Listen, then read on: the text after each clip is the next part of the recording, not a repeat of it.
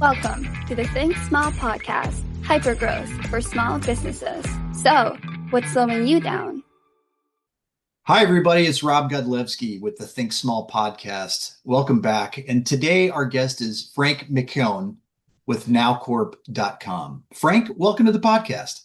Thanks so much for having us, Rob. Really appreciate it. Yeah, this is great. So NowCorp is a really interesting business. First, tell us a little bit about what the business is, what it does, and what problems you solve for your customers. Sure. So at its simplest level now is a form of alternative B2B financing. But as you kind of dig into it, our core audience would be professional services, so marketing agencies, consulting firms. And what they're dealing with fairly often is they take on bigger clients, let's say Fortune 500 type companies, who and they have net 30, net 60 terms. And the expectation is that those businesses will pay on those terms. Generally, they don't. They take a little longer. So net 30 becomes 50 days, net 60 becomes 80.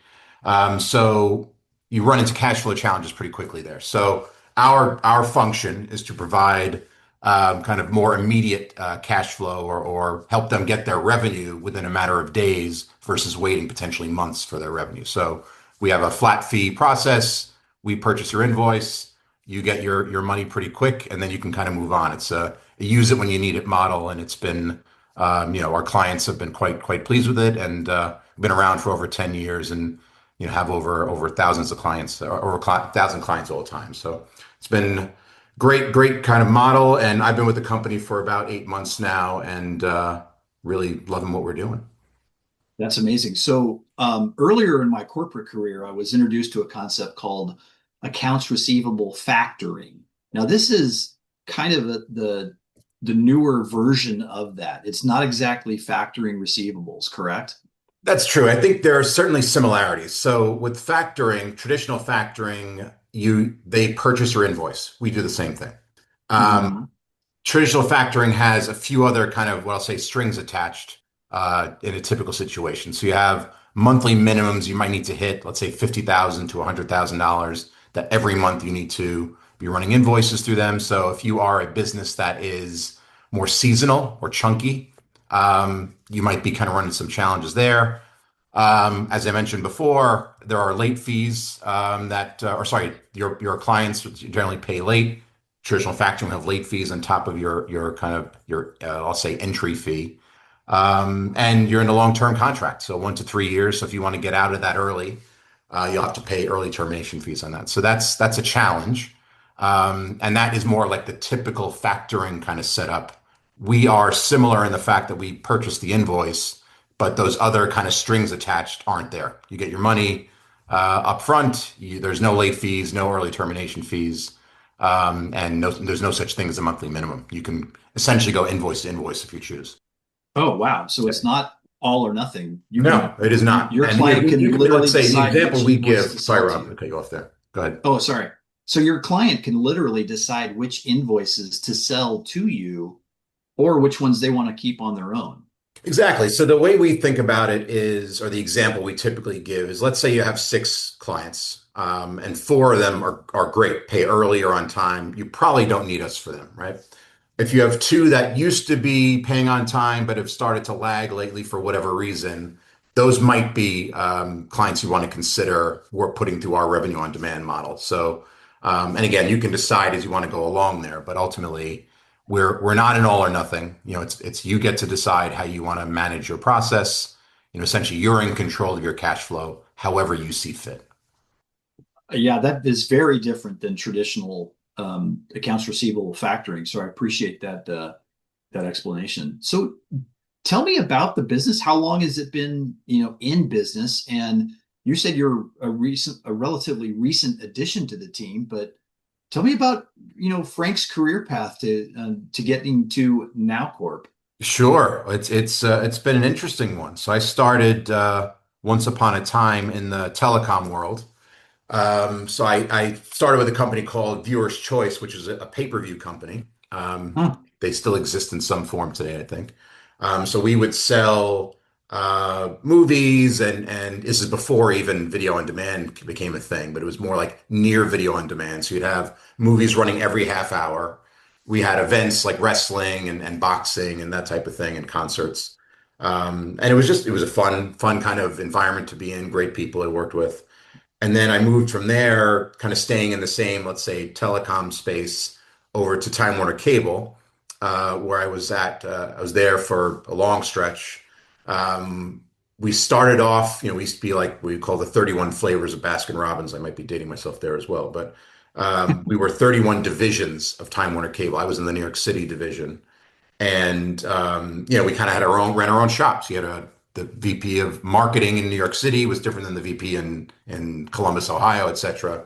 So kind of, and I saw the evolution of the telecom industry from a very Okay. decentralized operation to ultimately it took us about 8 years from when I started, but then we became one Time Warner Cable, which was one marketing team, one HR team, one IT team.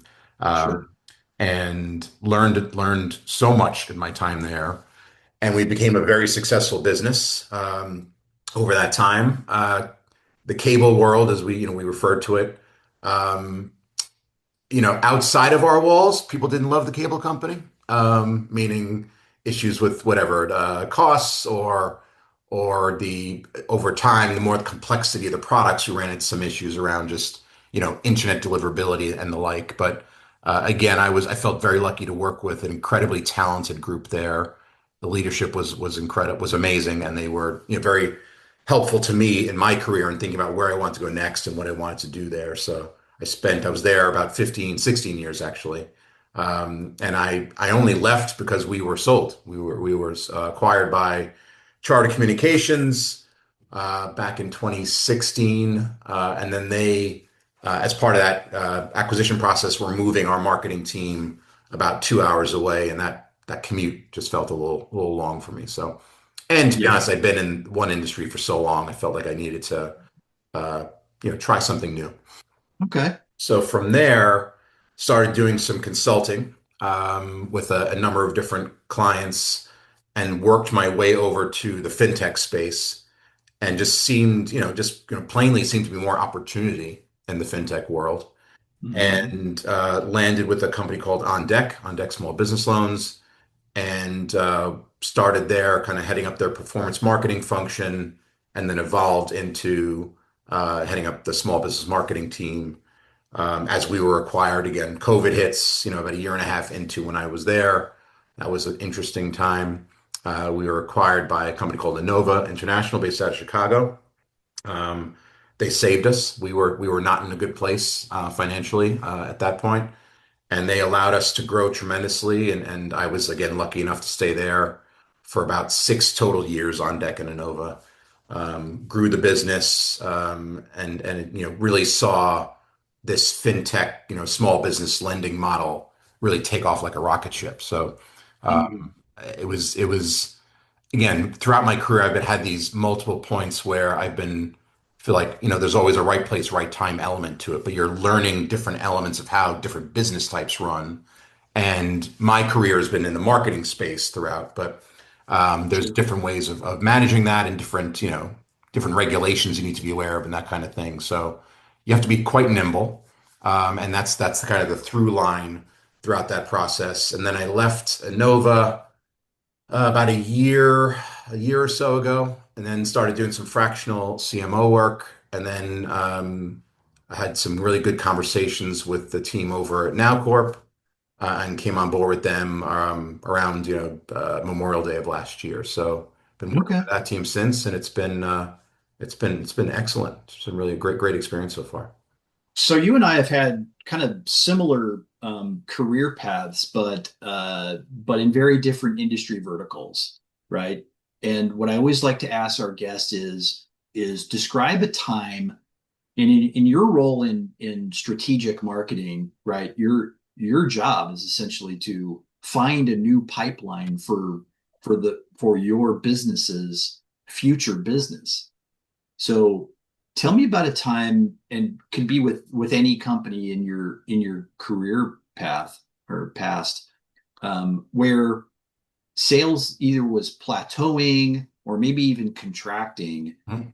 and And you know what, Frank, I know you know this situation is that marketing is usually the first budget line item to kind of get collapsed or greatly reduced. But tell me about a time when sales in your business was plateauing or contracting, and how you managed through that from a strategic marketing perspective, and had not only from the business perspective but from the human perspective. How did you manage your teams through that? Great question, Rob. And I think the first place where I start, or I intend to start these conversations is with a level head. Like you can't overreact, you can't make rash decisions based on the numbers that came through this morning. Obviously, certain instances may require immediate action, to be clear, but if there's a more pervasive, you're seeing sales levels not to where you want them to be, all right, you start digging into the data. The data will ultimately give you an answer, maybe not the answer, but it'll give you more input around, okay, here's this situation here. Here's our target audience. Are we seeing growth there or not? Are there any pockets of activity? Are there pockets that are completely falling off? What did we do something? Did we unintentionally do something that may have caused that issue? But ultimately, Right. it's just assessing where you're at. There are rarely silver bullets that are going to be the exact answer to the issue you're addressing or the challenge you're facing. But where, what's kept me, I guess what's kept me sane, but also in good stead in the businesses I've been in, is attempting to be, um, you know, objective to how we manage each situation. And if I'm managing a team or even more of a, fractional type role, you're working with partners across the organization to make sure you're maybe rolling out changes that are needed as a result of confusion that's happening. Maybe you've implemented a new process internally around, and it's like you're bringing in leads, but conversion is falling, or conversion's great, but the leads for some reason have fallen off. There are, you've got to be, again, steeped in the data. You've got to be willing to test multiple things, but don't get too kind of caught up in that. Hundreds of tests sound great, and you read a lot about that on LinkedIn, but ultimately, you've got to be able to do something with that data. So I'm more a matter of like, what are the most important things we want to focus on? Where do we think um, the biggest opportunities lie? And then lean in as much as we can to test into those areas and kind of um, uh, do the best or learn, with different approaches and see if there's a change, a positive change. Yeah. So what I'm definitely hearing out of that is don't make rash decisions. Don't look at yesterday's data. Yeah, And try not to, you know, bite off the company's nose to spite its face, right? Um, that's right. Because there are things you can do. I mean, so new competitor enters the market. To give an example there, right? of So course. and in the past when I was in the telecom world, it was pretty heavy it's competition everywhere. But in the telecom world, there were pretty fierce, kind of battles and marketing kind of took on the tone of that at certain points, um, meaning calling out the competitor. That can work to an extent. It's more of like a sugar rush type thing. And it's a little bit of an internal, like, we're fighting back. Like, like you're excited about that. Does it always drive the results you want? Maybe not, Yeah. but there is some value to getting the internal team, aligned and excited about something we're doing. So, I don't try to, lean too much on XYZ competitor is bad or because it doesn't really, you're not talking about yourself that way. That's You've got right. to have a story about what you offer versus why those guys aren't great, right? And I think that's where there's a mix there, and there's competitive advantages you want to make sure you're mentioning, but ultimately you've got to sell your product, and if you're not doing that, if you're distracting with something else, you're just opening yourself up to then being kind of attacked on things you might not be so great at. So I think that's where it's important to just again assess where you're at. What is the data telling me? What are our product strengths, and how do we augment our messaging, our approach, our offers to lean into the things that we do well. Right. So kind of the flip side of that discussion then is talk to us about a time in your career when growth and sales were on a rocket ship, right? obviously, accelerated growth brings a whole different set of challenges and problems to an organization. So tell me about a time when that happened in your career. Hopefully that's happening right now at NowCorp. Sure. Yeah. But yeah, how did you manage that? Yeah, honestly, it's very much related to now, and I'll take it from the kind of the side of the clients and prospects we're talking to, which is that is literally the issue they run into. We're talking to growing businesses who are landing one, two, three, four enterprise clients. Amazing news. How great is that? Like what you've built is really starting to get recognition. And then you start to see, okay, what does that actually mean? Again, okay, I've landed three new clients, all good stuff. I need to build out my team. I need to buy new equipment, buy new platforms, whatever that is, or invest in that. I'm not getting paid till the job is done plus 60 days or 30 days. And how am I going to manage all that? So that's what we work with them on every day is, okay, here's how you've already have enterprise clients, you have cash flow coming through, you need access to that more immediately, and then you can kind of build on that. But kind of taking it to my own career, that's a similar idea. You have all these really good things happening, and you might maybe take the wrong message potentially or worse, take your foot off the gas. Um, because Uh, just because leads today are great doesn't mean they will be tomorrow or next week, etc. And don't overcredit yourself for what just might be a market change, right? So there might be reasons why naturally you're seeing more activity, whether it's seasonality or something different that's happening in a more macro level. So just again, be calm, assess what you're seeing, celebrate the win. That's great, but also recognize that, or try to have a bit of a critical eye around what's happening here. Okay, this is good. Can we manage that? Are we set up for success? And then, kind of related to that, this is good. Why is it good? Is it something we did? Is it something else? And can we depend on that thing long term? If not, we need to do these other two things so that when this natural demand comes down or natural success comes down, we have these other things leaning in that we know we have more confidence that we can control. yeah, Frank, I love your comment about not taking your foot off the gas. And what an amazing problem for any small or mid-sized business to have in the first place.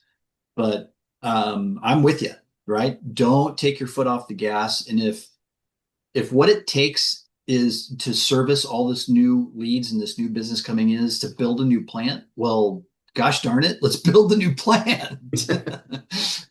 Yeah, I think what we um, see, a lot of times, and I'm actually one of the leaders at Innova had this kind of saying, and I won't mention the company, but he mentioned like a sure. Fortune 50 company, and behind the scenes, like they look like they have everything together. Behind the scenes, there's still some bubblegum and spit that's keeping things together, right? There's whatever it is that they're doing. There's probably some inefficiency in the process, or some teams or people who aren't exactly pulling their weight, whatever that is, right? But know that's happening because like there's this concept when you're building a business or even you're at a bigger business, like, oh, if we were only like X, like they really have it, they know exactly what they're doing. Well, do they? They may have a good way of presenting a confident face or kind of approach to the broader world, but know that we're all facing similar business struggles, and how we work together, how we partner with internal teams, how we treat those who are working for us, who are above us. You always want to have that level of respect. Assume positive intent in any discussion, and try to remember that just because we're facing this issue, others have likely faced the same thing, and the sky didn't fall, right? So how are we going to get through this, and what's the next approach or next step we should take here, and don't get too overwhelmed by what might be in front of you. Right, right. That's great advice. Frank, I'd be remiss if I didn't kind of mention this. I think your services and your solutions that you offer to small and mid-sized businesses struggling with cash flow, I think our podcast audience might want to take a look at NowCorp because especially in the professional services world, you're relying on funding that growth, but you offer a solution that is kind of away from traditional financing, that's very transparent, not locking any customer into a long-term agreement. Um, if I was running a business, I'd be taking advantage of you early and often. So that's your free commercial for the Think Small podcast Well, Rob, I audience. really appreciate that. And that's, that's kind of the approach we take. And we like we're here to hopefully work with growing businesses and have both sides win. Of course, we want to Of course. drive our revenue numbers up, of course, and bring on more clients. But we find that works when you come at it from a level of confidence or just openness, which is here's what we do, here's what we offer, and this may not be the right fit for you. Like if you're a business, and we're pretty open about this. If you come to us Right. and you might have X, Y, or Z going on, then we're like, all right, like here's some options for you. We might be one, but based on this or that, like you might want to think about, different approaches or whatever it is that works for your business. Um, I think that where we tend to win, or what our clients tell us, let me say it that way. It's never not what we're saying, but what we hear from our clients is that that use it when you need it type approach. It's very easy to onboard. It's easy to test it out. So you go through the Yes. process, you get approved. You might say, all right, here's a I have 6 clients, as I mentioned before. Um, I want to use you guys for one of them. Or what's happening more and more now, we're seeing over the last 2 years specifically, is I don't want to touch my current clients. I want to use you to land new clients. So Mhm. you take on the risk. So let's say there's a new business or a new client you're landing, not so sure about their payment history. Again, we help them with that, of course, help them give the background on that, I should say. But ultimately, Sure. you might decide that, all right, I don't know where that's going to be. Let me onboard them through our revenue on demand model. So keep my current clients as is, don't touch anything there, use it for new business. And then ultimately, some folks bake in our fee to that relationship. So ultimately, it's like a zero cost to them. And if it works, great. And if not, no skin off their back, they can kind of walk away pretty easily. So we want them to stay with us, to be clear, but you're not locked into these 1 to 3 year deals that other kind of operators have you stuck with, and I think that's how we get more people bought in. We land embedded clients because it's easy to test us out. Right. Right. So, the business has been in business for approximately 10 years, correct? A little over 10 years. Yep. A little over 10 years. Yep. How's the business going? Are you growing? And what does the next, say, 3 to 5 years look like for NowCorp? Now Sure. The with you being business. responsible for that growth. Exactly. I think like most businesses, COVID was an interesting time for kind of, prior to my joining the organization, just trying to navigate that kind of world. In the last 2 years, we've had a new kind of organizational structure with new leadership over the entire business, and it's really made a very significant difference in how the business is run. Even on the back end and the risk, we might have been taking on more risk, bringing on clients that weren't good fits. I think to my point earlier, we want to be upfront about who should be like, if you're a good fit for us, again, it works both ways. In the past, maybe we weren't maybe that wasn't as much of a focus. Again, I can't speak to that, but I know today, one of the reasons we tend to work quite well and have, we're landing the clients who are ideal for us and hopefully we're ideal for them is because of the rigor we put into that process. And it's super quick, like your committee approved in 24 hours, but we've automated a lot of it and we've used historical data to help us drive toward the businesses that are going to work best with our model. Um, so it's been, and we have a kind of a measure or a mix of key partnerships that are helping to drive. So we work with fractional CFO networks, and different types of smaller banks who refer partners to us. There's some private equity firms we work with as well. Again, we're kind of a natural fit for. They have, let's say, 5 to 20 portfolio companies. They see, okay, these 3 companies have some struggles with cash flow. The other ones are fine.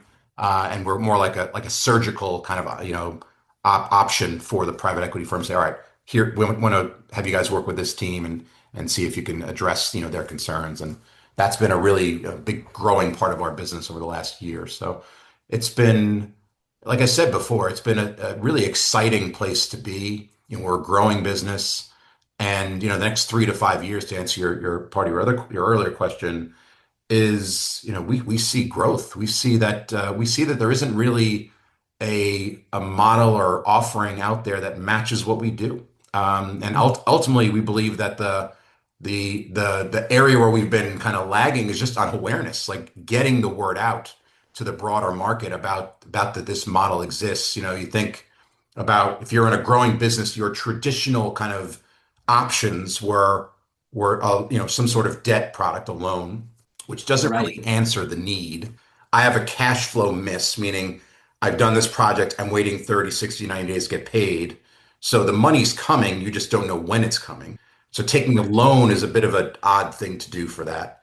And then the other traditional path was traditional factoring, which buys the invoice, gets you money quickly, but not all of it. It only gets about 80, 85%. They hold back the rest. We don't do that. Um, and you're also locked into these, long-term commitments and late fees and other types of fee structures that just aren't super helpful either. So I think we kind of sit as a kind of a third way of addressing the core need. You have a cash flow challenge. You've delivered the job. Like, there's no other business, there's no other approach that works like this, where, like, think about if you went to a great restaurant and had an amazing meal and said, all right, I'll pay you in 90 days. Like, that would never happen. Like, That's a great exactly. example, but You would that's what laugh. That's happens. exactly the option. Like, I pay for this gourmet, fantastic meal, and then I'll pay you in 85 days. Like, it doesn't, or 30 days, doesn't even matter. Like, at time of Right. sale, getting paid. Right. Right. So I think that's And where the value lies. And again, there's no commitment to that. I've paid for this meal. I don't have to go back to that restaurant every day for the next month. I am using it today. So that's same right. with us. You make that decision. You make, whichever customer you want to onboard with us, or whichever arrangement you want. You're in control. You, the growing business, are in control of how you want to do it. And ultimately, you decide then, okay, over time, does this make sense or not? But then again, you're deciding what you want to do. You're not stuck with this lingering kind of festering contract that makes you make decisions that you may not want to make. Yeah, I definitely think that any small, mid-sized business that's struggling with cash flow, even though they may not think that they have cash concerns, they've got cash flow concerns. Typically, And yes. I mean, I can't speak they're to every not single, gonna but you've described the lion's share of businesses we talk to. Yeah, and they don't know that yet until they bring on these new clients and they have a poor pay experience with them. sure. So eliminate that up front, build in your fees into the cost of getting that new client. I Right. think is that's my advice to the audience here. And Absolutely. and you I was become just going to say, you're a exactly right. So there's like two paths, right? I have a client who's not paying me on time meaning 30 to 60 days later than I've delivered the widget or the service. correct. So like we operate more in kind of like a credit card model. So you get Mm-hmm. credit card, walk in, pay for your item with a credit card. It takes 1 to 3 days for the item for your cash to clear, your money as the business owner to clear. We're a very Right. similar approach. Your invoice is approved within 24 hours, 1 to 3 business days to clear, and you get your money minus our flat fee. The same way a credit card works.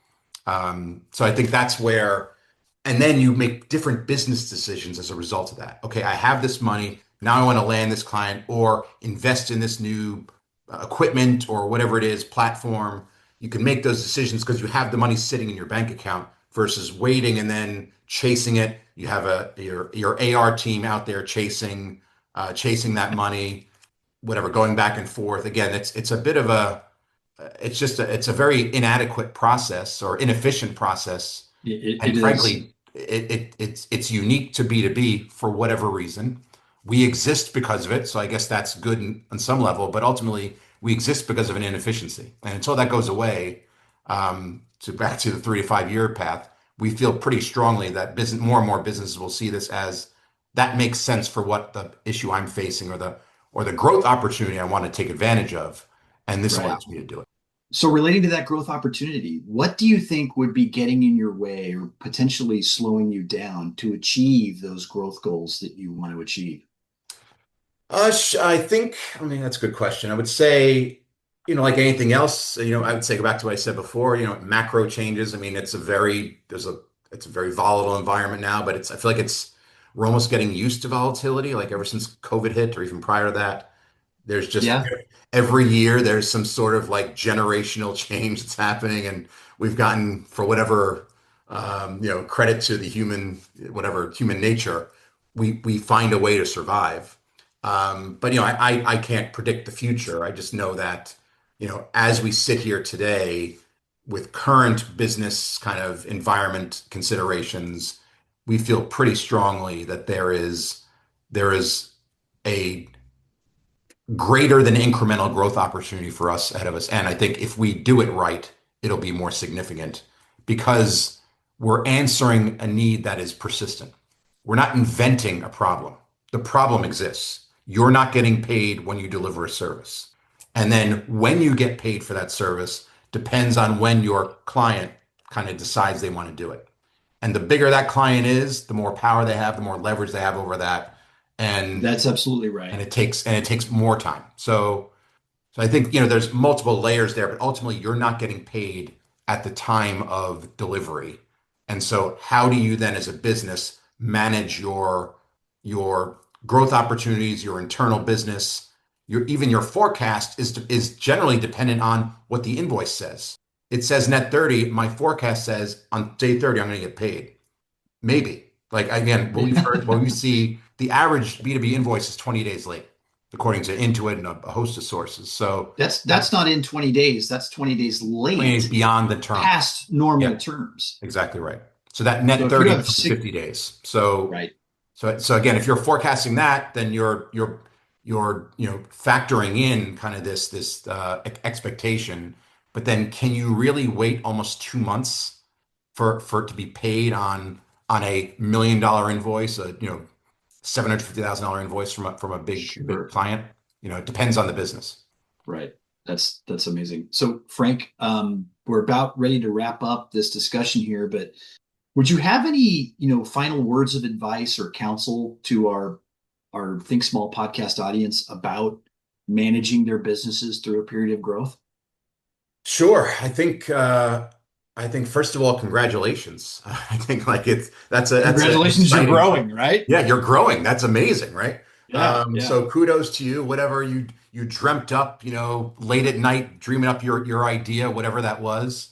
Congratulations on the market recognizing that you are a potential solution for what they need.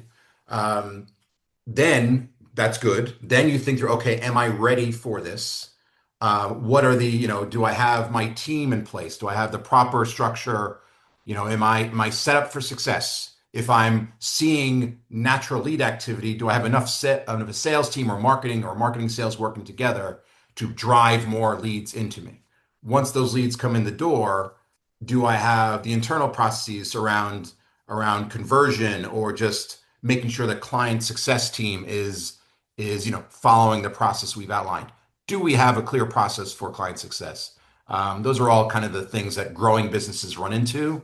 And a lot of times they learn from mistakes or things that kind of got tripped up, and that's good. That's learning. You want to make sure you're not learning from something that's mission critical, but ultimately you have the right people in place, um, and you start to have to trust your team a little more. You have to build out your team.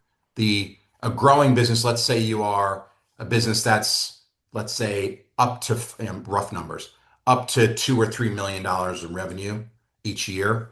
The founder is probably making most of those decisions. Once you Yes, go I would north to, agree. let's say, 5 million, you probably have CFOs and more, chief level people who are taking on more of that weight from the founder. Now, Mhm. the founder needs to make good decisions on who they're bringing in, of course. But I think that your business changes. So you just need to recognize that, make sure you're working with, expert sources to kind of help guide that process. And then, from our perspective, obviously there are some tie-ins around how you're managing the influx of revenue or how your revenue is coming in the door. And whether it's us or another provider, just make sure you're doing your homework around, am I locking myself into an arrangement that doesn't make sense for me long term? What else is available to me? And again, do your level best to make a good decision. In my view, any decision that locks you in for a few years, you better be very clear that you're comfortable with that. Give yourself the flexibility because your business today may be different in 3 months or 6 months or 9 months. So you want to make sure you're able to kind of be nimble enough to kind of maneuver. Frank, that is some great advice. I think that's a great place to leave this discussion. Frank McKeon with NowCorp.com. Frank, it's been a great conversation. Thank you so much for your time today. Rob, thank you. This was awesome, and I really appreciate your time, and look forward to keeping in contact going forward. Welcome to the Think Small podcast, hypergrowth for small businesses. So, what's slowing you down?